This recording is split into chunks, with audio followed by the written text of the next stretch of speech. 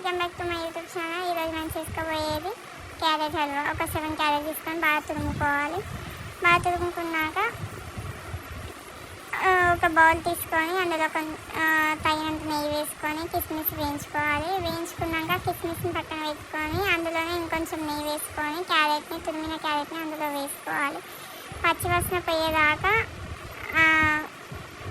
మనం అందులో పోయేదాకా వేయించుతూనే ఉండాలి. తగినంత చక్కెర వేసుకోవాలి, తగినంత మిల్క్ వేసుకోవాలి. బట్ చెప్పాలంటే అసలు ఇది టాప్ అయింది, కానీ టేస్ట్ మాత్రం బాగుంది. ఏదో అలా ట్రై చేసా, యూట్యూబ్లో చూసి బాగానే వచ్చింది. లాస్ట్ కిస్మిస్ వేసుకోవాలి. మీ ఇంట్లో ఇలా చేయడానికి కొంచెం బాగా చేసుకొని అంతే గైస్. సో నేను ఈరోజు చేసింది ఇది ఇలా వచ్చింది, కానీ టేస్ట్ మాత్రం బాగుంది. మీకు నచ్చినట్టు like, share, comment, subscribe please.